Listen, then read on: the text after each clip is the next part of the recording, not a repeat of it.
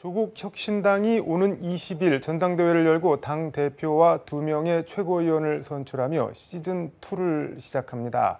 당 대표엔 조국 의원이 단독 출마해 사실상 대표직 연임은 기정사실인데 여의도 초대석 조국 의원과 관련 얘기 해보겠습니다. 의원님 어서 오십시오. 네, 다시 뵙게 돼서 반갑습니다. 예, 와주셔서 감사합니다. 네. 의원실 보좌진들이 유튜브 채널 내가 조국이다를 개설했다고 하는데 뭐 어떤 채널인가요? 어떤 콘텐츠 올리시는 건가요? 제가 7월 20일 날 전당대회를 앞두고 당대표로 출마를 했지 않습니까? 근데 그 당대표 출마를 할 때 기록을 해야 되는 서류가 있는데 거기에 의원 개인의 유튜버가 있나를 적게 돼 있었나 봅니다. 근데 제가 없었습니다. 네. 그러다 보니 이제 의원실 보좌관분들이 그냥 우리가 한번 만들어 보자 해가지고 제가 과거 언론에서 인터뷰했던 것들을 뭐 편집하기도 하고 또 그다음에 브이로그라고 그래가지고 저 소소한 일상들을 몇 개 찍어서 올리고 있고요.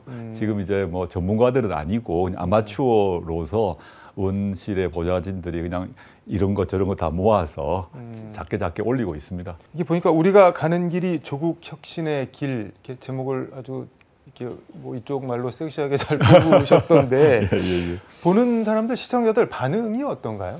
근데 거기에 보면 아주 소소한 일상이 적혀 있는 거 뭐 저와 관련돼서 같은 경우는 사람들이 뭐 재밌다, 뭐 스윗하다 영어로 표현한 분도 계시고 또 제가 이제 강연이건 연설이건 또 인터뷰든 그 부분에서 재밌는 부분을 뽑은 것도 있어요. 또 아주 강렬한 느낌을 주는 또 영상을 뽑은 적도 있고 해서 독자분들 또 시청자분들이 소문을 듣고 많이 찾아주시는 것 같습니다. 따님 구독자 따라가려면 아직 멀었죠, 그런데. 까마득하죠. 그 유튜브 쇼츠로 뭐 윤석열 대통령과 국민의힘에 들려주고 싶습니다. 딱 짧은 3마디입니다 하면서 각세리 뭐 이렇게 말씀하셨던데 이게 뭐 어디서 하신 말씀인 건가요? 이제 부산시당에 가서 당원 간담회 할 때 제가 이제 윤석열 정권의 문제점, 윤석열, 김건희 두 분의 어떤 여러 가지 그 국정농단의 혐의 등을 얘기하면서 제가 꼭 들려주고 싶은 말이 있다라고 했는데 마치 이제 제 고향 부산이다 보니까 부산 사투리로 말씀을 드리는 게 모이신 그 부산 시민분들이 좋아하실 것 같아서 사투리를 한번 썼습니다. 근데 이거 각세리 이게 뭐 글자만 봐서는 무슨 말인지 번역이 필요한 것 같은데 이게 무슨 뜻인가요? 그게 굳이 이제 표준말로 번역을 하자면 아주 강하게 한 대 때려줄까 보다 뭐 이 정도의 의미를 갖습니다. 부산 시민들은 너무 좋아하시죠. 좋아하시고 자신들의 언어로 그 느낌이 확 다르거든요. 아주 즐거워하시고 재밌어 하셨습니다.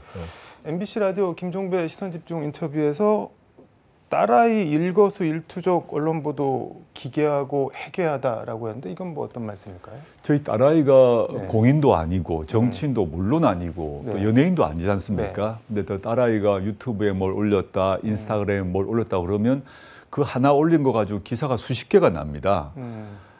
그래서 이게 정상인가 하는 생각이 들어요. 다른 정치인들도 그 아들, 딸이 다 있지 않겠습니까? 다른 정치인의 아들, 딸들도 인스타그램, 뭐 페이스북 등 SNS를 합니다. 근데 그 전혀 나오지 않아요. 근데 유독 저희 딸에 대해서는 왜 그러는지 한동훈 씨의 따님이 알렉스 한이라고 입시비리 혐의 관련해서 물론 경찰에서는 무혐의 처벌을 했습니다만 많은 논란이 있었습니다. 그런데 그 알렉스 한에 대해서 언론이 관심을 보인 적을 제가 본 적이 없습니다. 그에 비교하면 왜 제 딸에 대해서만 그런 과도한 관심을 그리고 한동훈 전 비대위원장의 딸에 대해서는 과소한 관심을 보이는지 전 상당히 의문스럽습니다. 언론 입장에서는 그게 먹히니까 이른바 장사가 되니까 그러는 측면이 있을 것 같은데 그 자체가 좀 뭐랄까 보기 안 좋다 그런 말씀인가요? 그렇죠. 뭐 저희 제목도 아주 특이하게 뽑는데 클릭을 하도록 제목을 뽑습니다. 내용과 관계 없는. 뭐 제가 최근에 봤던 것은 저희 딸내미가 곧 결혼을 합니다. 하는데 저희 딸내미하고 예비 사이하고 마치 사이가 틀어져서 결혼이 안 되는 것처럼 제목을 뽑아놨어요. 웃을 일이 아닌데. 기사를 보면 전혀 기사 내용은 그렇지 않습니다. 근데 제목은 그렇게 뽑아놓으면 사람들이 클릭을 하지 않겠습니까? 제가 참 보고 참 이럴 수가 있느냐라는 개탄스러워서 당시 인터뷰에서 한마디 했습니다. 근데 밖에서 보았던 언론하고 이른바 조국 사태 겪고 뭐 수사 같은 거 당하면서 지금까지 당사자로 겪는 언론이랑은 좀 많이 다를 거라는 생각이 드는데. 글쎄 말입니다. 2019년 이후에 저희 딸내미가 친구들하고 생일 파티를 하러 갔는데 그걸 추적을 한다거나 뭐 한두 개가 아닙니다. 이런 것들이 왜 보도돼야 되는지 그리고 저희 딸내미 허위 보도이기도 했는데 저희 딸내미가 외제차를 타고 다닌다는 보도 다 허위였거든요. 근데 그것이 견이어서 수십 개가 납니다. 물론 뭐 저도 그 언론 보도에 대해서 문제 제기하고 싶은 부분이 있습니다. 네. 예를 들어서 2019년 시기에 제가 사모펀드를 모아가지고 권력형 비리를 범하고 대선 자금을 모았다는 보도가 도배가 되었습니다. 물론 저는 그 건으로 기소조차 되지 않았고 저희 배우자도 그 건으로 전혀 기소되지 않았는데 저로서는 억울하지만 근데 저희 딸 아들까지 하는 거는 아니지 않냐라는 생각을 해서 좀 그런 부분은 언론에서 지켜주시라라고 부탁드리고 싶습니다.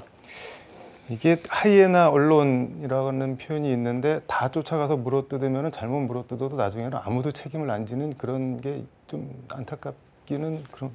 이사님 말씀 뭐 정확하다고 생각을 하고요. 그런 경향이 있다고 생각하고 한편으로는 속보 경쟁, 한편으로는 또 클릭 경쟁 이런 게 벌어지면서 대상자가 생기면 일단 앞뒤 안 가리고 그냥 공격하는 이런 것들이 생긴 게 아닌가 싶어서 좀 안타깝습니다. 조국 혁신당 전당대회 얘기해 보겠습니다. 이제 시즌 2를 시작하는데 뭐가 달라지는 건가요, 그러면은? 일단 저는 단독 출마를 했으니까 제가 찬반 투표로 이루어질 것이고요. 그다음에 최고위원들이 새로 선출이 돼서 지도부가 새로 구성됩니다. 현재는 당 대표와 원내 대표로만 이루어지기 때문에 지도부가 좀 취약한 상태죠. 그래서 이번에 출마하시는 분들 중에서 두 분이 최고위원 되시고 그다음에 제가 한 분을 지명하게 됩니다. 그러면 최고위원이 좀 명실상부하게 원내외를 다 포괄하는 지도부가 될 것이고요. 그리고 그 전당대회를 하면서 동시에 저희가 추진하고 있는 것이 전국적으로 대중정당을 만들기 위한 기초를 놓고 있습니다. 창당한 지 얼마 안 돼서 선거를 치렀기 때문에 저희가 풀뿌리 조직이 매우 약합니다. 풀뿌리 조직이 없으면 정당으로 지속 가능성이 매우 나빠지든 약해지지 않습니까? 그래서 제가 당대표가 되면 전당대회를 기점으로 내년 초까지 전국적으로 그 풀뿌리 조직을 만드는 데 전력할 생각입니다. 이거는 뭐 재보궐이나 지방선거에 후보를 내겠다는 말씀처럼 들리는데 그건 아직 좀 남았으니까 다음 기회에 좀 여쭤보도록 하고.